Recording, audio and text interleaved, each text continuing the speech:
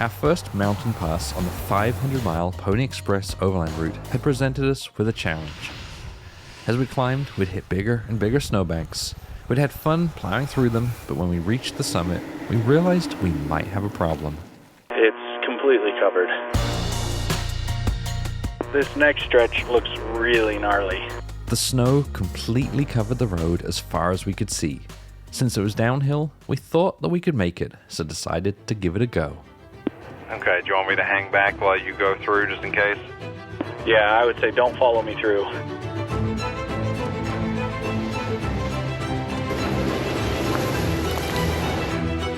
That looks like fun.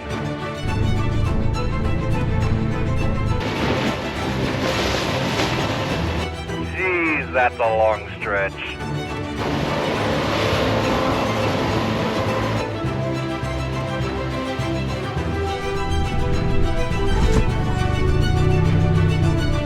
This is fun.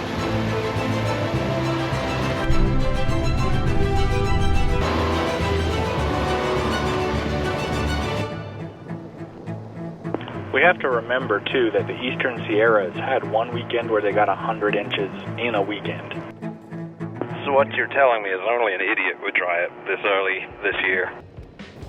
The first mail delivered on the Pony Express set off from St. Joseph, Missouri on April 3rd, 1860, and was delivered precisely on schedule 10 days later. In the pouch were 49 letters, which were incredibly expensive to send via the Pony Express, up to 250 times more expensive than traditional mail. To send a half-ounce letter cost the equivalent of $160 today.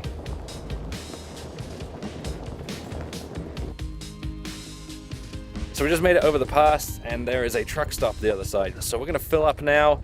I think we would have been okay, but we might as well get the weight off the roof. Of course, that does depend on how much snow we hit. I was getting 15.5 miles per gallon before we hit that snow, and now my average, after just one pass, is down to 11 miles per gallon. So if we hit much more like that, then we would be low. But anyway, I'm going to fill up with the other 10 gallons, and hopefully it'll be plenty. All right, all done. Filled up 10 gallons. Just got to wait for Justin to finish. I would guess that I got all 10 of these in about the same time it takes about 4 gallons with the Rotopacks, which I guess is not the end of the world. Rotopacks work. But now I'm going to pack them up into my new trash bag here, and we're going to go look for a place to camp.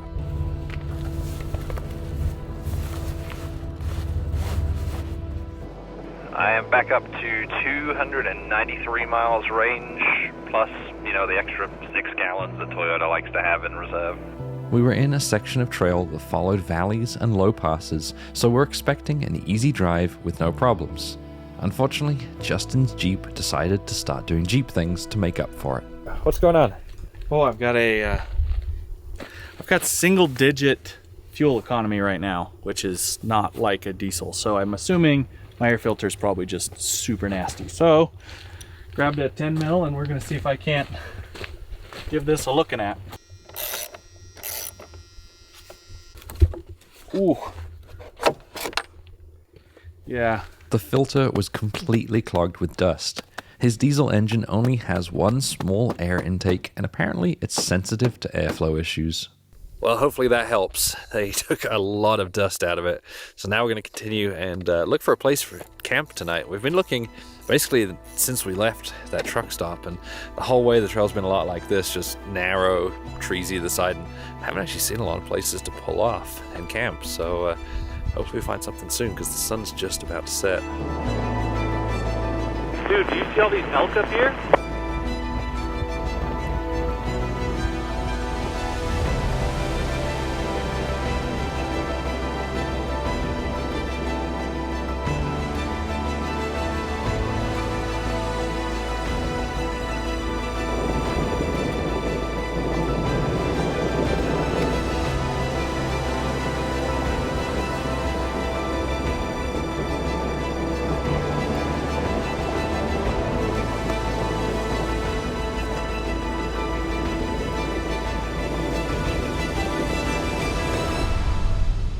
Well, we found ourselves a spot on top of a hill to camp.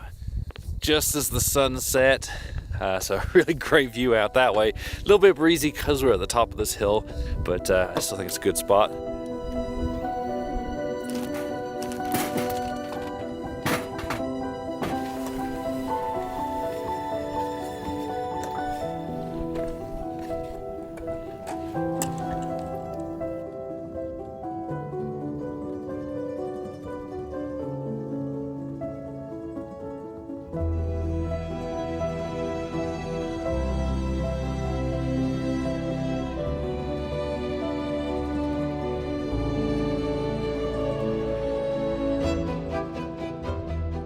Getting ready to call some auto parts stores to see if we can pick up an air filter for Justin, because even after he cleaned it out last night, his Jeep's just not running well. It's loud and his fuel economy has basically taken a dump. So we've got several options. One is on the way, so we're hoping that one has it over in Eureka. We've got Ely, which is to the south, and then failing that, there's a Jeep dealership that's like 2.5 hours away. Diesel Jeep Gladiator.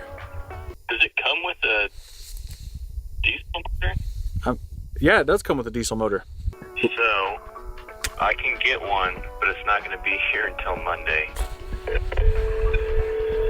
like I would have to order that one. So after calling around, it looks like the Jeep dealership is our only option.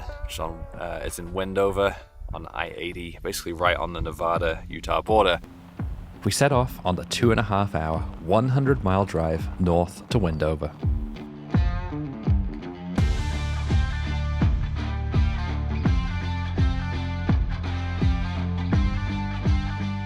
Two and a half hours later, we realized that there isn't actually a Jeep dealer in Wendover, and none of the parts stores had a filter either. We went west on I-80 to Elko, which does have a Jeep dealer, picked up a filter and a spare, then went south to try and get back to the Pony Express. That didn't go well either. We might have problems here. Because we're in Elko, we're trying to find a way back to the Pony Express, and the road we've taken, a paved road, is blocked by snow. Which means we're probably gonna have to detour around that. But I'm gonna try and bulldoze my way through. I don't think it's gonna work, but I'm gonna try it anyway. And Justin's standing by to recover.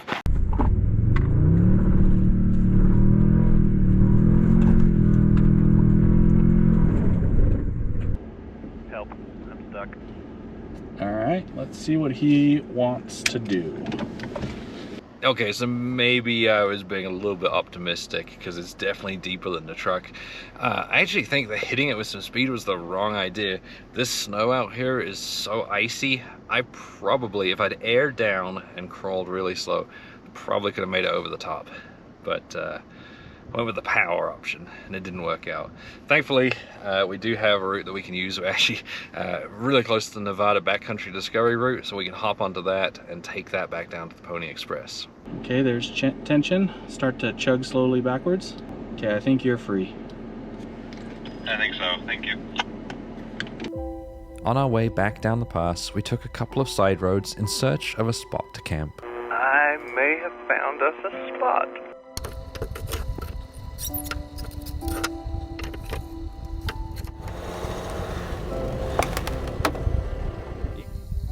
Camp spot is amazing. Those freaking mountains. I love them. Hear all that snow runoff though? We have found ourselves a beautiful spot to camp for the night. We're actually just like 2 miles down from where the road was blocked. Just noticed this little trail going off to the right. Decided to come up here to investigate and came across these views and found ourselves a nice level patch at the end of one of the roads. I couldn't ask for a better spot.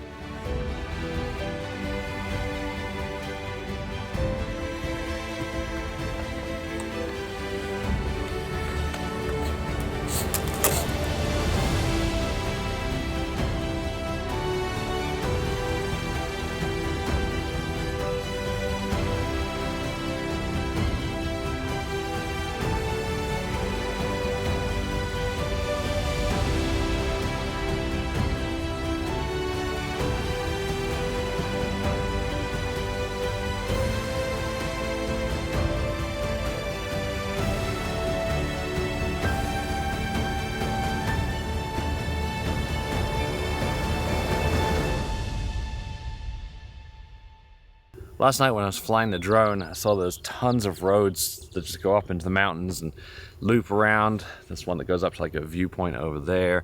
Ones that end up in the rocks up in that direction. I was looking at them on the map, and this looks like an amazing place to just come up and explore for probably a couple of days, especially up over there in the snowy area. Probably when it's a little bit less snowy, because you probably run into snow pretty quickly.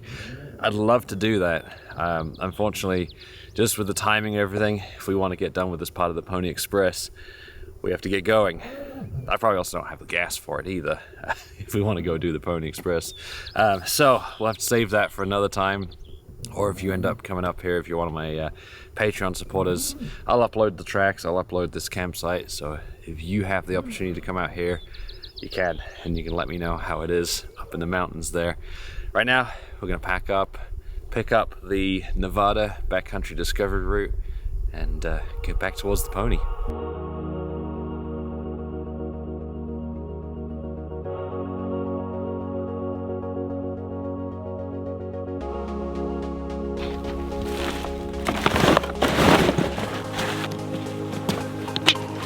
Done.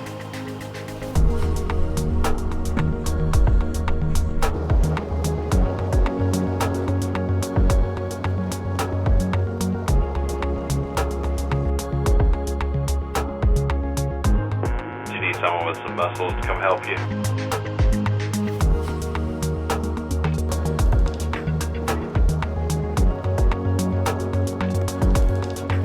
The route initially started off in good shape, but about 30 minutes in, we came across a flood and a washout. This looks pretty washed out from above. There's not much road left there, and there's a huge washout. Well, this is really frustrating. Once again, our road is blocked. There is currently a flood watch for the center of Nevada here, even though we've had blue skies for days and not a drop of rain. And the reason for it is this is really one of the first hot weeks, especially with warm overnight temperatures where it has stayed significantly above freezing overnight. So there's a lot of snow melt coming off the mountains all around that way. Got the ones behind me over there. And it's all making its way down into the valleys here. And as a result, this road is flooded to the point where there's a fairly significant creek going through the center of it further up, and it is really, really sticky mud, very, very silty. I walked up to kind of scout it out and see if we can make it through, put my foot on it and just immediately sunk in, and it continues that way over the other side for about a quarter of a mile as well. So I think we're gonna have to turn around again. We're blocked again. Snow up on the mountain, mud and water down here. So we're gonna backtrack. There's one more way through that is a possibility.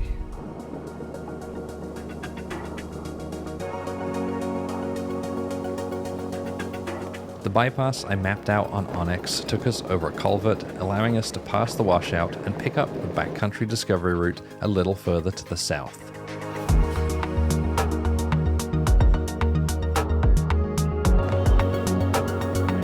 Trail smells amazing. Yeah, all this brush here, as soon as you disturb it, it kicks up a ton of smell.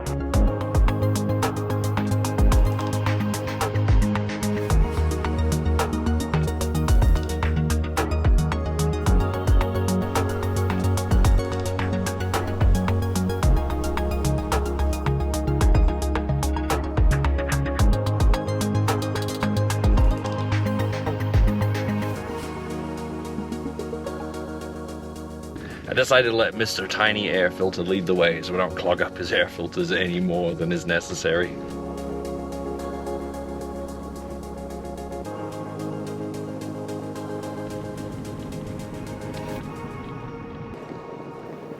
We followed the BDR, but kept coming across more and more muddy spots.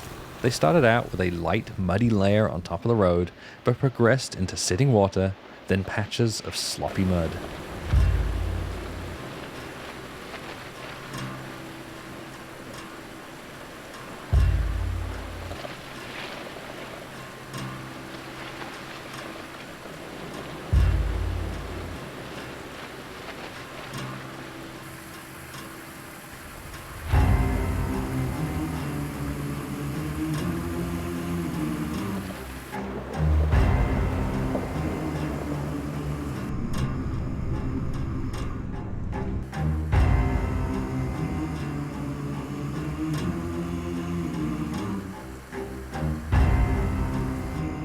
Probably should have just turned around when we saw that big flooding. Finally, we reached a particularly long stretch of flooded road with water running through it and had to stop and evaluate. Take it even further. We decided it was time to turn around. On the way back, Justin got really stuck. The problem is the ditch is to the left, and that's where it's trying to feed me. It had been fine heading down, but the mud was really sloppy and the water had washed away the road in a way that it was pushing him off towards the drainage ditch. Dude, this sucks. I think we made a mistake.